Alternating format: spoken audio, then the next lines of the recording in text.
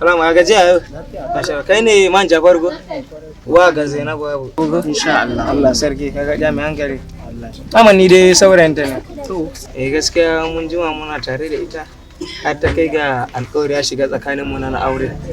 Kuma gaskiya na kashe mata abubuwa da dama. Batun da nake ma da yanzu har sadaki na bata. To da ke ni din dai na dan yi tafiya dan buge-buge da abin da ya kamata. Wata kusan 7 bana nan.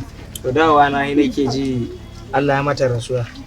To shine dai nazo kuma ganin kuɗin nan da yawa. Ni a gaskiya ba zan iya haƙuri ba. Kuma ka ko a musulunci dai an ce in ma abu karama daidai abin da aka ma ba ƙarawa kuma ba ragewa. Kai nazo dai abin da na dan bata da inda hali kake so a dan mayar min domin ka san rayuwar duniya sai hankalin je in duba gaba ko Allah sa zan samu rabo. To na ji bayaninka amma baka gabatar mana da kanka ba.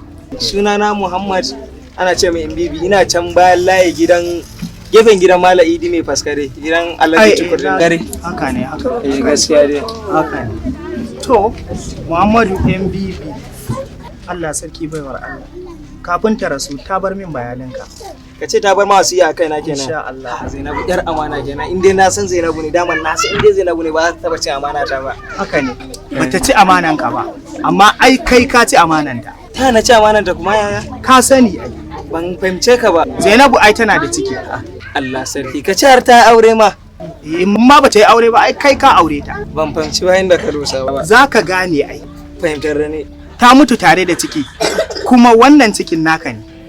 Kuma kai ni na yi kware kuwa ba ni bane ka isa ka gane ni fa gangare ban san ta ba ban san komai ba hanya ne ta biyo da ni na haka ne niyan yi na jana gaisuwar rasuwa na yaka domin yi bi ta barrage amma ba ni kare na mana hankali ba batun renu ba wannan magana ta ka akwai riya wannan bai gani ba da gaskiya riya yake yi munafiki mana idi kun masa shegen duka ba haka zai ba ku dakata a ko hukuma ko ba ka wani yawa ya kamata hukuma za ne wannan alamun shi ya nuna munafiki kama mana shi mu je mu hukuma da nan da tawo